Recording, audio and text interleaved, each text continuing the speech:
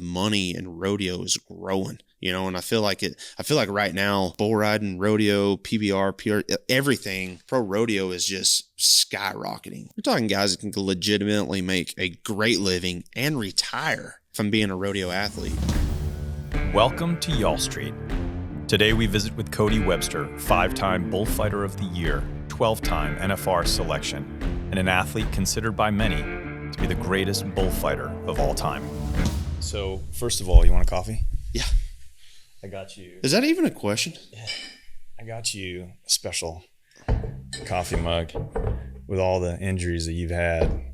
This is your prescription coffee mug, and hope that you're going to be drinking out of this thing. Dr. Harold Feelgood. Dr. Harold Feelgood, exactly. Which you probably need after you do your rodeos. Daily grind.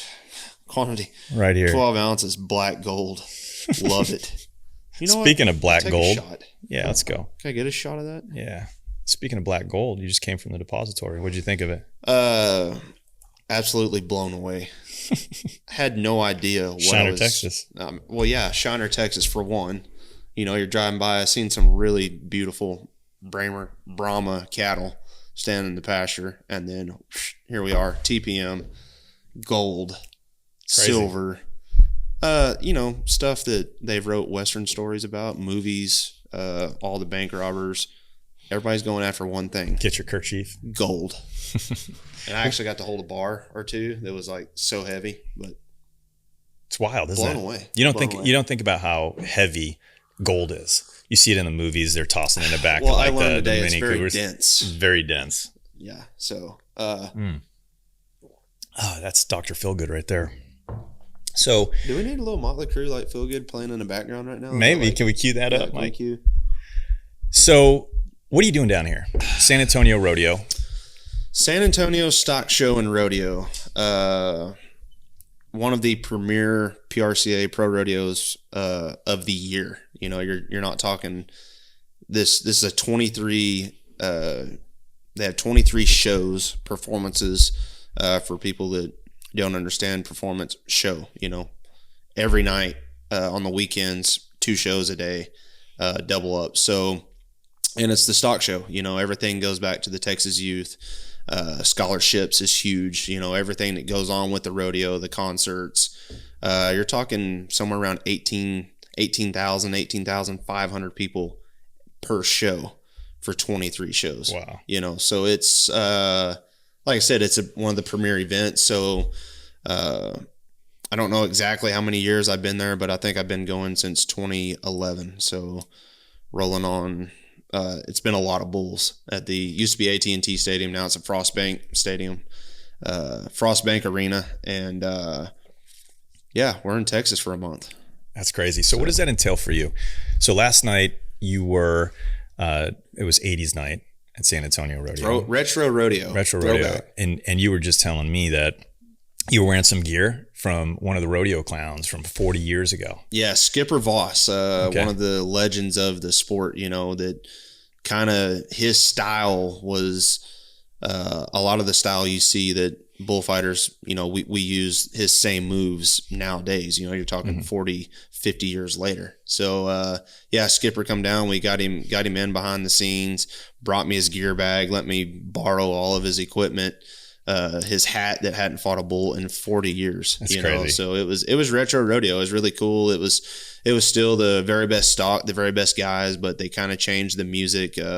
Not so much as much rock and roll, but more of the old band style, like something you would have seen back in the 80s, 70s, 80s, So it was a really neat night of rodeo. And to top it all off, man, we got to fight a fighting bull. And that's for the viewers that don't know, a fighting bull is the same bulls that you see in Spain or Mexico, that the matadors, you see videos of that. Well, my wife and I we raise these bulls at our ranch in Oklahoma. So every year for the San Antonio Rodeo, we get to bring in a load of bulls that we get to turn out to fight just for ourselves at the end.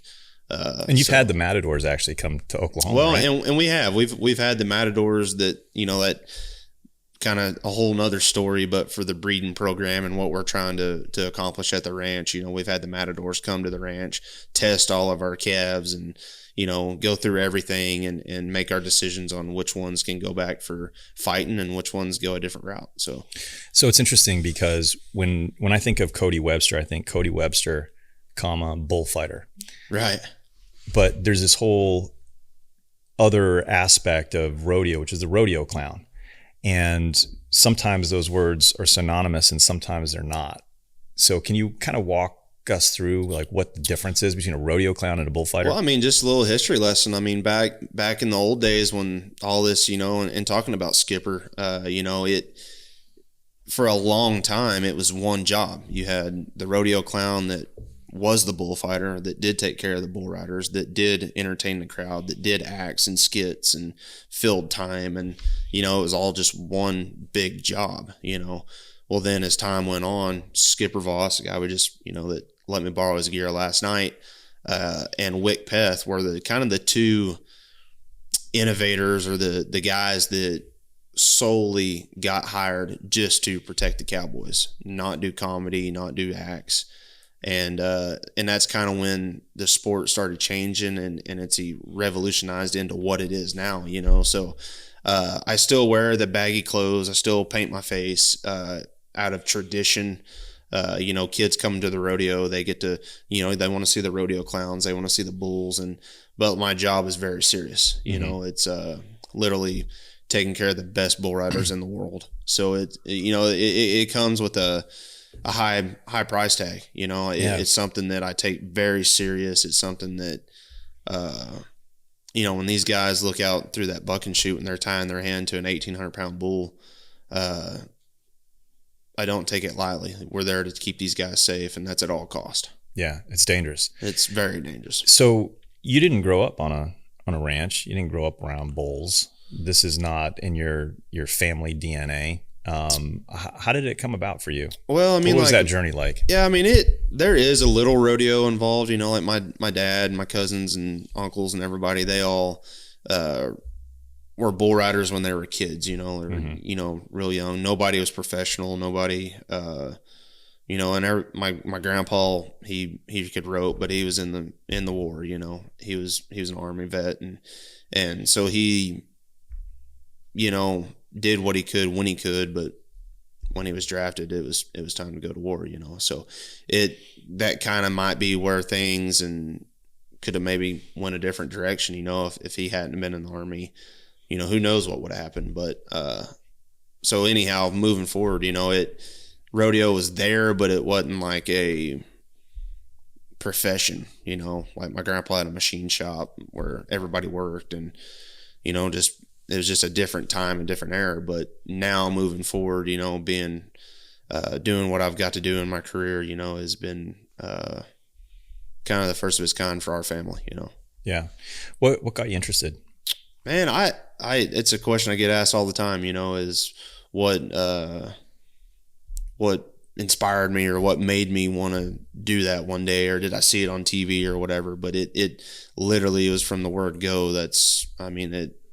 I think that's what I was born to do. I think God instilled something in me that really had a desire to want to be, from being a little bitty baby trying to paint my face like a rodeo clown and moving on. It's what I was going to do. I never had a question if I was going to be a rodeo bullfighter, and that's literally from the time I was a baby till now. Still the same dream. A lot of people have dreams. A lot of people have aspirations. A lot of people want to do a variety of different things in life. The reality is that very few people ever achieve their dreams. And usually it's for want of, mentorship, or it's lack of perseverance, or just the will to drive forward and be the best. We were hanging out in Coeur d'Alene and you were telling me about your background, and what I think really inspired me about your story is, number one, you had a mentor that helped kind of shepherd you into the rodeo world. And more than that, I mean, you just had the drive, you had the perseverance. And, on Y'all Street, a lot of what we talk about is related to business. And one of the things that really separates the real entrepreneurs from the wannabe entrepreneurs is the will, the drive, the perseverance, the willingness to fail, the grit. And you were telling me some stories about even being in high school and leaving high school and coming back. So I'd love to just kind of hear a little bit more about that journey for you, because I think it's an important part of how you became the best bullfighter in the world. Yeah, I don't know about the best in the world, but you're the 5-time Bullfighter of the Year, so it's objective. It's been a really, really cool journey, and still at 32, I feel like I still have a lot of gas left in the tank, and feel like I've been very blessed with a good career for not only get to be as busy as I am, but also the injuries that, we injuries is a part of it. That's what you're going to deal with, but.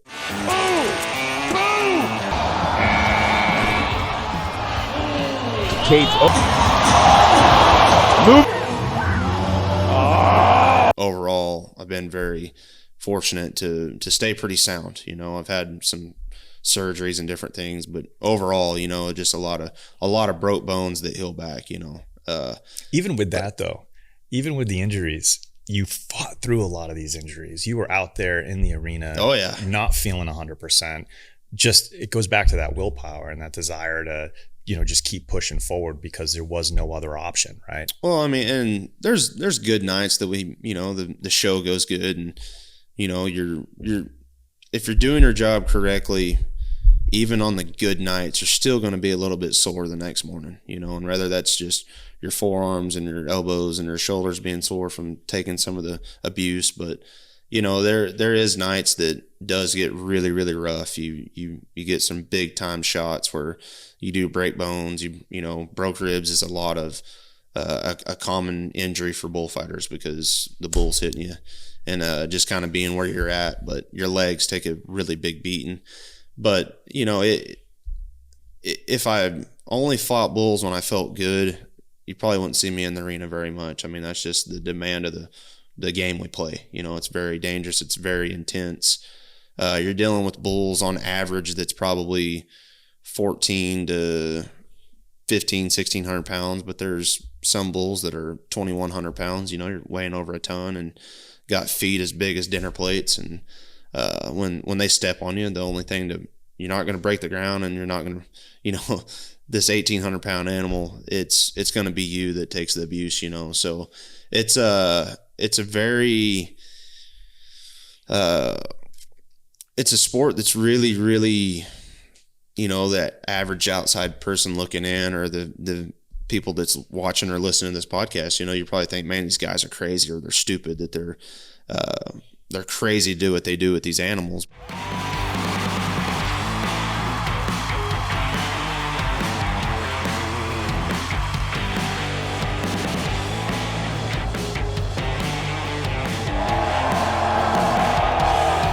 On the flip side of that, I've got a burning desire that, I want to keep these guys safe and do my job, and to be able to step in the middle of a hurricane, get in the eye of the storm and be able to literally manipulate and control an animal that I can't talk to. You can't say, hey man, take it easy, or, hey, go left, I'm going to go right. There's no community. It's literally off of instinct. And what you're reading, you're taking in the situation as it's coming to you, and it's got to be on an instinct basis. If you're thinking, you're a step late. If you're a step late, the bull's got the upper hand on you. So there's a lot of outside looking in. It's crazy, but on the inside of it, to be able to take an animal and slow him down and manipulate his own body. A bull's got a lot of muscle on their necks, and their shoulders are really beefed up, and, they're very large animals. So but they're very athletic, and they're very, very good at what they do, and they become smart to the game. But to be able to step in and get that bull into an angle to where he can't bend no further because of the neck muscle and the mass that they have, and literally be standing in the middle of a storm and controlling it, that's I think that's what keeps bringing me back to the game, and what is so neat, because I still feel like I'm learning. Even at this point in my career, I'm still learning just like I was when I was 10, 11, 12, 15 years old. Yeah, so let's dive into that a little bit, because I find it interesting, right? The name is Bullfighter, but you're not really fighting the bulls. It's more of a dance. It's more of a game. It's more of a chess match with the bulls. It's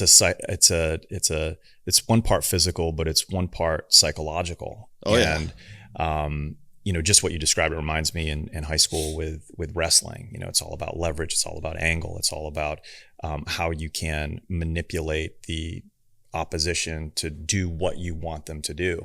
And the psychological aspect of being 100% sharp mentally in the arena is what I think is so fascinating about bullfighting, because I think for people that haven't watched rodeo, they think it's, maybe, just about brute force, or it's about, or just crazy cowboys. Yeah, crazy cowboys doing dumb things, but there's a real science behind it. And you talked about at the beginning of the podcast about how bullfighting has really changed over the last several decades, and how it really has become, this art that guys train for many, many years to know how to get into an arena and manipulate the bull to do what you want him to do. Yes. So can you talk a little bit about that and how that has changed, and maybe even your contribution to it? Yeah, I mean, it's just like anything, sports evolve, everything's changed, it's still, you're still watching NASCAR, the cars still go left-hand turn for 500 laps, but the cars have gotten better, the drivers have gotten better,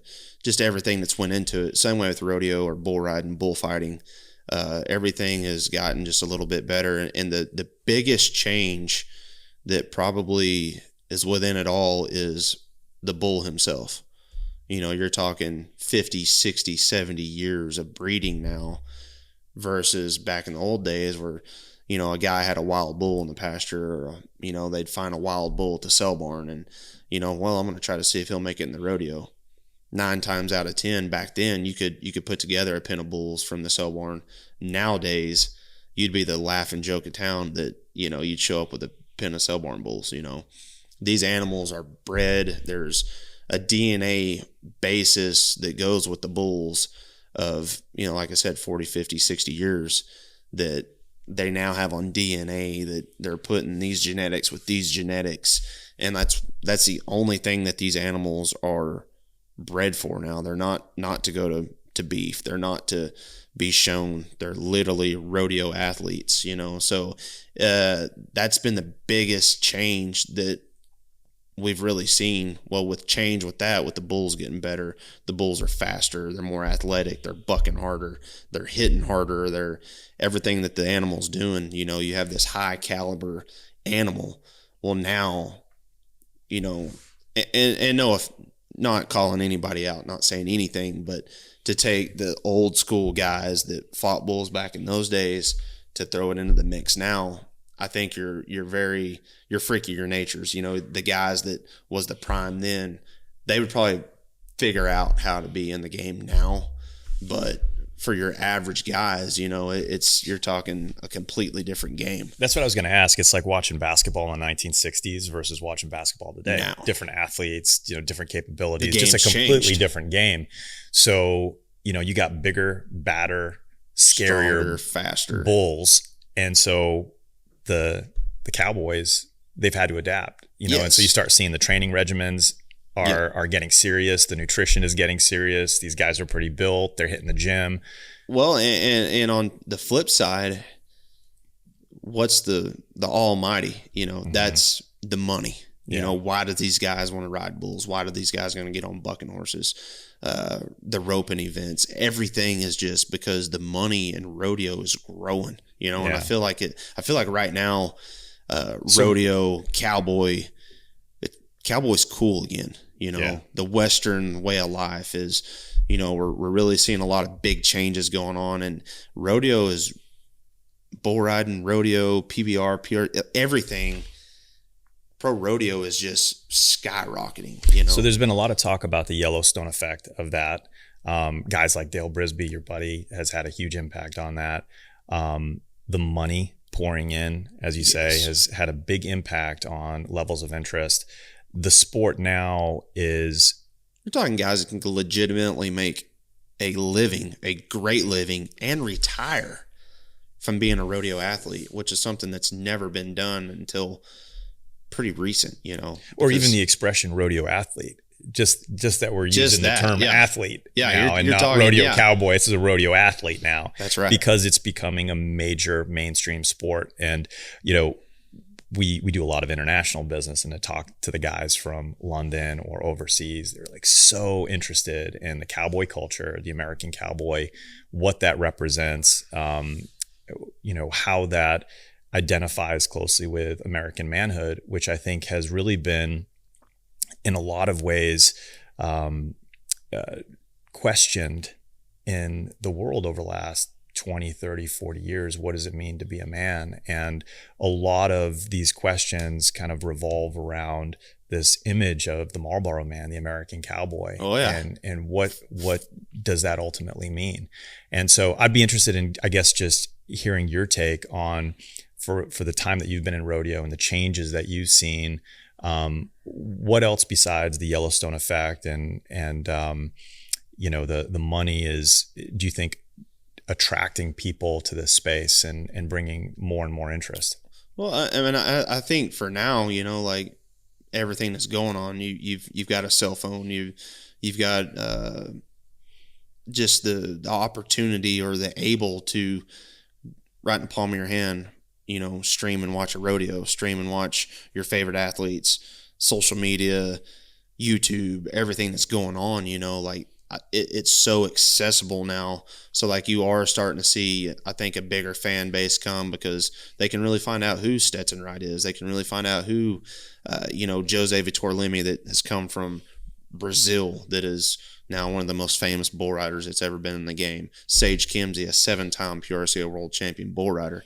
You know, they can, via social media, they're starting to learn who these people are, what they do. And yeah, they're not just goofy old cowboys that fell and bumped their head and do something crazy. This is a legit sport that is growing, and it's just neat, you know, but it still has that authentic cowboy, bucking horses, bucking bulls, riding, roping, you know, girls running barrels. I mean, it's just neat to be a part of this time frame and what's going on within the Western industry, because and outside of rodeo, you know, you're talking the movie industry, you're talking you know, I hate to keep bringing it up, but the Yellowstone effect and everything that's going on. It's a cool time to be a cowboy, and people, they're clinging to that, you know.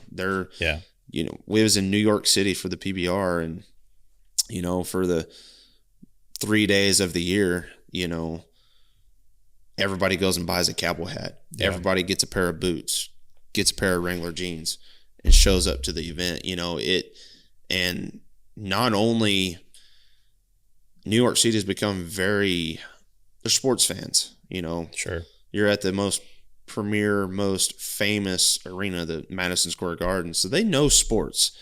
And to see the Cowboys roll in, to see people go get their hats and come to the event, sell it out. And when these guys fall off their bulls, they boo them. You know, like they know sports. So it's really neat it's really neat to see just that. And for 3 days we go into the city and the concrete jungle, and it's legit. We're cool. You've hit on something I think is really important. Growing up, I'm from New Bedford, Massachusetts, right? We don't have a lot of cowboys up there. Grew up in the city, one tree on my street. We never shot anything. We never roped anything. But I did have exposure to NFR because ESPN used to run NFR on Saturday mornings on ESPN. It was the only time I ever saw anything. Ty Murray riding bulls. Or 2 a.m. in the morning. Or 2 a.m., yeah. Fred Whitfield, I remember, the big roper. And so that was really the only exposure. And to your point, you know, we have the Cowboy Channel, but besides that, there hasn't been a lot of traditional media exposure to pro rodeo, and that's changed a lot now with Instagram and with all the social media. And so a whole new generation, a whole different demographic of people are getting exposed to the excitement of the sport. And I think that's been I think to your point, like a really critical driver of, you know, how new expansion and growth. Yeah, new media can really affect a sport like this. And so, where do you see the sport going? I mean, I don't even think we're tipping the iceberg right now. I think there's so much opportunity, so much room, and especially like you said, the cowboy cool, it's cool again. So you're seeing new companies coming in, you're seeing new money flowing in, and when all that's mixed together, going to these premier events, the NFR, the National Finals Rodeo, the Las Vegas, I think the sky's the limit for it. I think at some point you're gonna be seeing multiple millionaire cowboys getting to do what they love and make a great living. I think you're going to see the numbers just are going to keep shooting up, and with money becomes more competition. With more competition, I think you're going to keep seeing the industry of the bucking horses, the bucking bulls. I think everything is just going to keep rising, and at some point, it's already a legitimate sport, but it's a sport that people can really get behind because there's no guaranteed contracts. There's no showing up and, well, my toe hurts today, I can't dribble the ball. There's guys getting on with broke legs, broke bones, torn ligaments, and man, they're crazy. Well, this is how they provide for their family. This is how they make their living. This is what we do. And when you put all that, it's easy to get behind a guy, And traveling the country on his own dime, not knowing whether or not he's going to get paid. That's right. So actually, I just saw on one of your posts, you said that you'd been to 8 states in January, and you had, I think, fought 800 bulls, something like that. I think it was 880 roughly, 880 bulls in January. You're on the road like crazy. I mean, your schedule is bananas, and that's well, pretty and typical. Fit in coming to Coeur d'Alene to see you guys. That's right. Yeah, that was a leisure trip. That was a lot of fun. But 880 bulls, definitely the most I've ever fought in a single month. There's some mornings is a little sore, a little beat up, but with that many bulls, you need to be a little sore and a little beat up. It means you were doing your job, getting close enough. So what does the calendar look like for you for the whole year? Do you have some seasons where you're able to take a little bit of a break, or is it just a lot of hustle? Used to be, there would be some little bit of downtime, through the spring and a little bit of downtime in the fall. But now with being in such demand for pro rodeo and the PBR, man, I don't know. I think I might have had a couple weeks off for the whole entire year for 2024. It's incredible. 2025 is absolutely as bananas as 24 was. What's driving you to do all those events? Man, I don't know. I guess that saying, don't complain over what you dreamed for, This is literally what I've wanted to do and been working towards my entire life. So to have it here now, to be in such demand, to be at the top of not only my game, but the top of both levels of professional bull riding and pro rodeo, and how I've maintained this relationship, how I've kept the train on the tracks, doing both sides, has been maybe never done before like this. There's been a few guys like Frank Newsom kind of bounced a little bit back and forth. Joe Baumgartner was probably the other that mainly bounced back and forth between both associations, but for a short amount of time, not a 10, 11, 12-year run, Well, we talk about Cody Webster, a bullfighter, but you're Cody Webster, the entrepreneur as well. I mean, you're running your own business, and like with any entrepreneur, you realize how difficult it is to get to the top. And there's a healthy sense of paranoia that it's going to be taken away from you. And it keeps that drive going. We were talking a little bit about mentorship in the beginning with a guy like Frank Newsom. You want to talk about that relationship a little bit too? And how critical it was. And we have these sliding doors moments in our lives where somebody steps into your life and gives you an opportunity, but then you got to seize that opportunity and work hard for it and get to the level that you want to get to and keep that, keep the drive alive. So maybe you could talk about that a little bit. Yeah. I mean, I don't know. It's just like a fire that you're pouring gasoline on. Just the flame was there and then it just exploded, like it literally went from, working around Oklahoma, Texas, Kansas, doing these smaller events to getting my PRCA card, getting my PBR card. And then overnight, I mean, it's just like I went to sleep and woke up and the phone's blowing up and these opportunities are coming in. And, you know, it just how quickly and how fast things took off really was a little bit overwhelming, you know.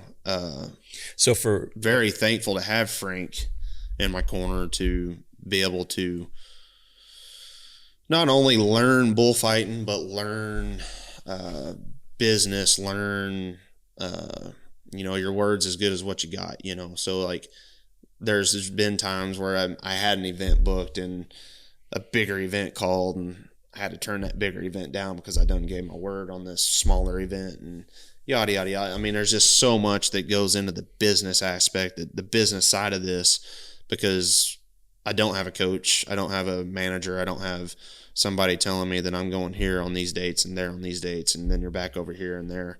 Like I've got a calendar.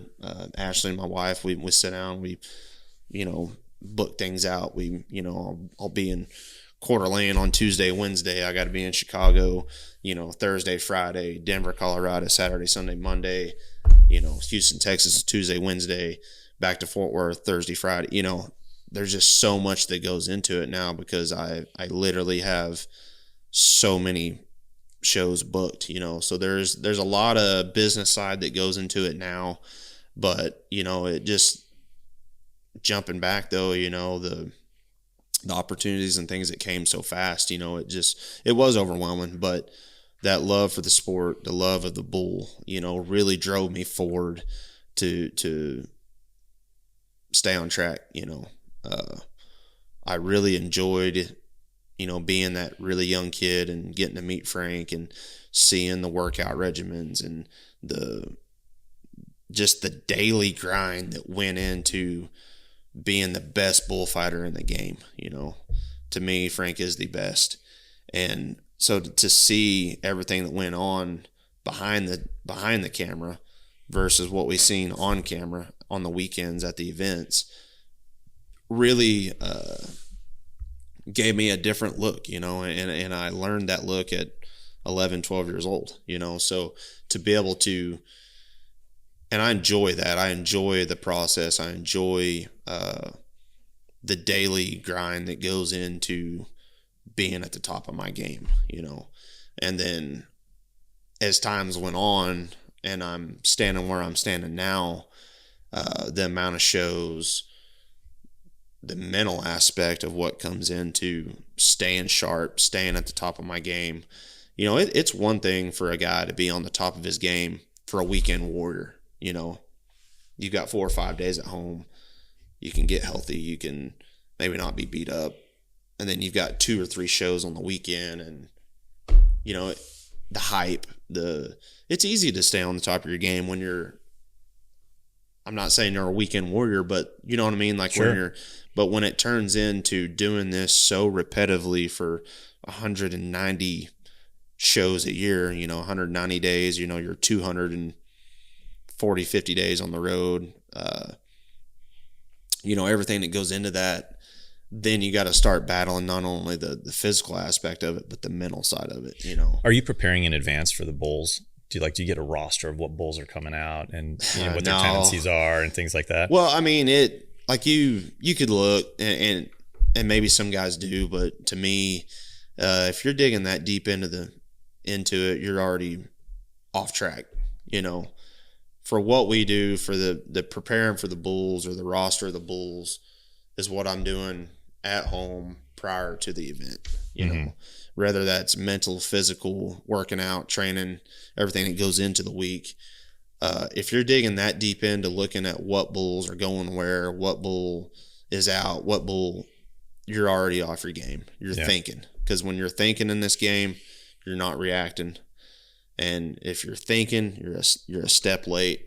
And ultimately, if I'm a step late, that could be really, really bad for the guys I'm trying to protect and can be really, really bad for myself because I'm not reacting to the situation. How long did it take you to get comfortable getting into an arena with a bull where you were not thinking anymore? You were just reacting? Well, I mean, like when you're first getting started, you know, you're you're dealing with the emotions of adrenaline, such a big adrenaline dump that literally will take you to a point of where you're blacked out, where you don't even know what happened. You don't even know what bull was chasing you. To now, I can see particles of dirt coming off a bull's hoof. I can close my eyes, reopen my eyes. I can not have dirt in my eyes, so I can vision back to what I need to be paying attention to. Literally being able to see as this bull's bucking and spinning, I can see where he's looking, his eyes, what he's doing. There's so much little details, little data that you're taking in at this snap of a finger, that fast. So like the game has, to hear people say that, a major league batter, he can see the braids of a 100-mile-an-hour fastball coming at him. Right. It's true. I mean, when you're keyed in and you're that focused and you're just you just go to a different world, you can see these little details. And I think that's the biggest difference, and to go back, like, when did the fear is still there. You're dealing with an animal, like I said earlier, you cannot bribe. You can't tell him to, hey man, take it easy on me today. There's not, you can't do that. So you literally have got to be at the top of your game. And especially now where I'm at, every show, every performance I work is either on national television, live streamed. It's public. It's there, so there's not, I can't have bad days. I can't not show up and do my job, versus a guy that maybe is on the other two, the lower levels to where it's not so mainstreamed. So like, if you're going to have an off day, you need to have an off day at home.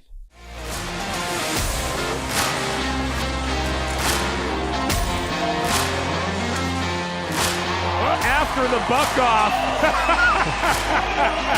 Hey, Webb, you really stuck that landing. The French judge gives you a 10. Let's get into that a little bit, because I think that's a good segue into sort of where you are in your career today. So you come up in high school, you have a mentor, your aim is first to get your PRCA card, then, to get selected for NFR, then to, be well respected in the industry. You become 5-time Bullfighter of the Year.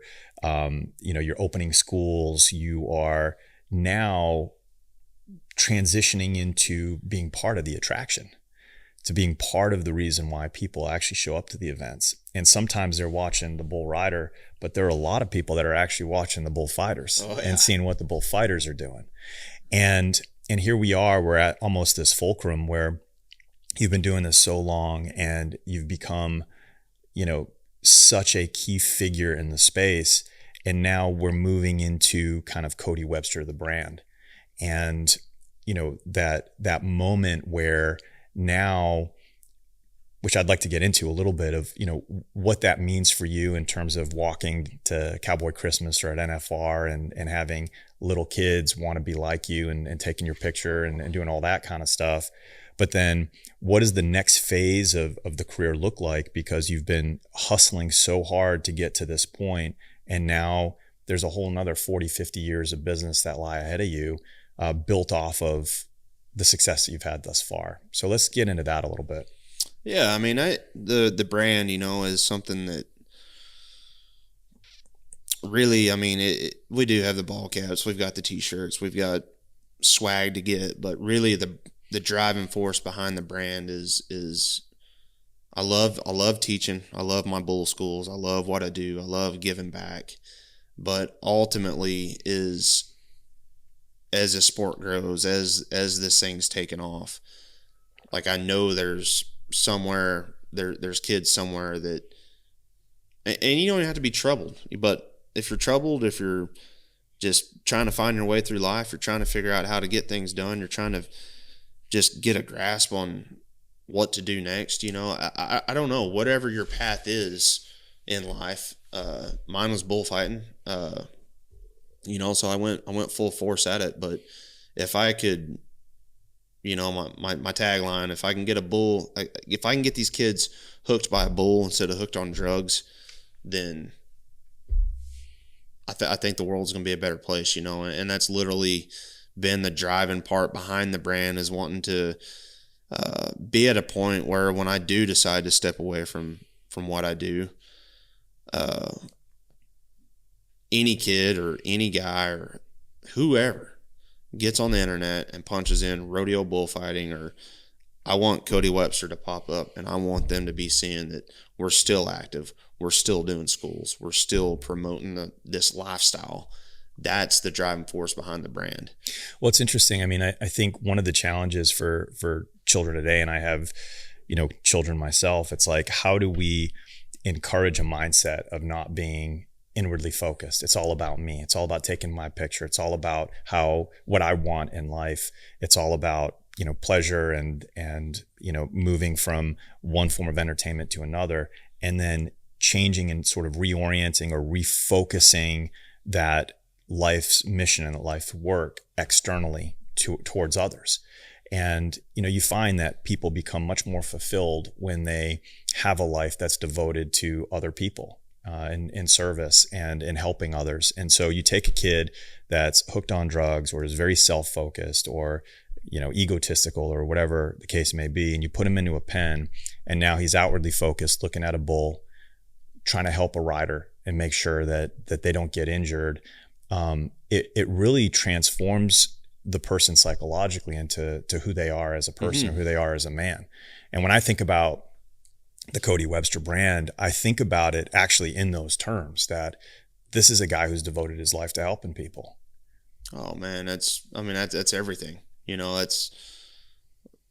don't get me wrong. There is a certain feeling you get when you make an animal miss that is armed and dangerous. He's got 2 horns. He's got 4 feet. He's faster. He's quicker. He's bigger. He's stronger. He has every advantage on me, and I can make him miss hitting me. There is a feeling there. But when somebody that I know, that his hand's rolled over and he's hung in that bull rope and he cannot free himself, and the only way he can get free is by me, when you're up there in the middle of that storm and you pop that tail and that guy's hand comes loose from being hung up, there is a very there's a feeling there that I can't describe. You know, you did your job, you were sent on that mission, and you got it done. You know, that there is a sense there that is very hard to replicate. You know, and it is, man. When you can see that light bulb go off in these kids that got by that first animal that wants to do nothing but put them on the ground and hurt them, and you see them have that like I said, the light goes off, man. Like, you know, a lot of times we'll get through the school that day and we're headed back to the shop to go change out and, you know, cool off, and you can see those kids walking off that accomplished, they won a battle today. You know, they were victorious. They won, you know, and to see them come back that next day and build off that and build off that. And that's what's cool, is to see kids that's come through that, you know, had their first victories at that camp and that went on to be very big in the industry and making a great living and not only chasing, but achieving those dreams, you know, like that's been really, really cool, you know, to see that first victory change somebody's life, you know, to me, that's really, that's as good a feeling as me getting by a really bad bull. You know, it's really neat. There are things in life that you can teach, and there are things that you can't teach.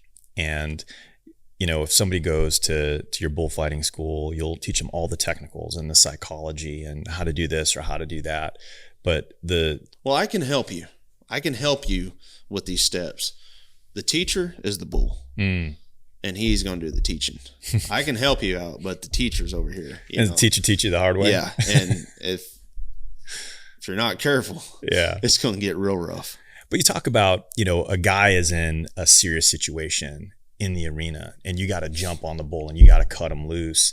And, some people have it and some people don't, I imagine, in terms of that self-sacrifice, that willingness to just throw yourself at the problem without hesitation. And 100%. I mean, it's something that I think, for one, you have to have in you. I don't think I think it's like anything. If you're wanting to be in the military, you're wanting to go get amongst very bad people that and get in these situations, like, some of it can be taught as far as, your techniques and different things, but there has to be something in you that makes you want to go do something extreme.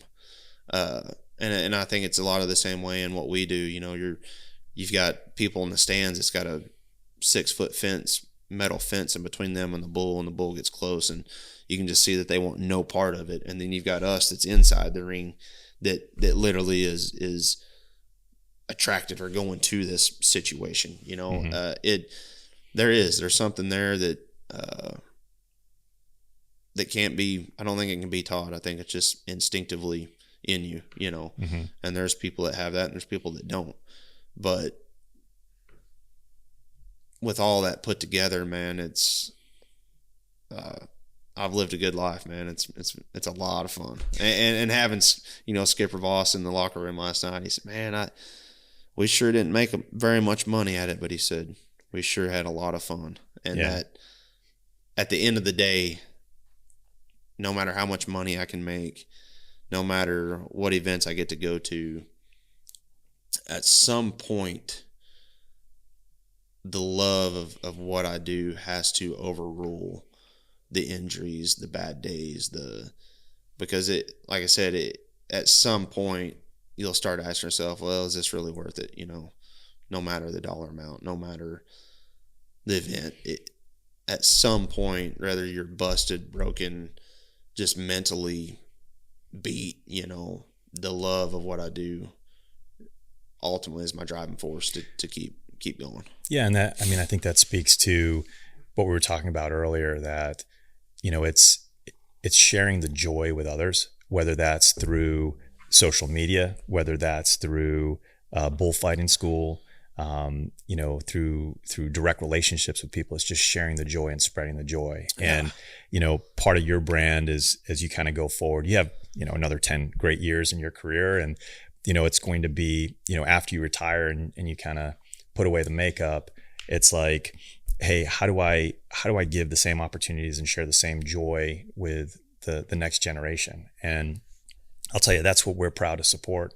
We're proud to support you and your mission and the bullfighting school, and excited to participate in helping to build the brand, the Cody Webster brand, and share this with others. And we'll be doing a silver coin with Cody Webster. We'll have that. Got some cool stuff coming. We got some really cool stuff. So, man, I appreciate you so much. Thanks so much for coming on out and visiting Shiner and Shiner, Texas. It is a diamond in the rough. That's a good way to put it. It's mind blowing, man, to see you guys, what you guys have going on here. This is Texas Precious Metals. It's wild. It's wild.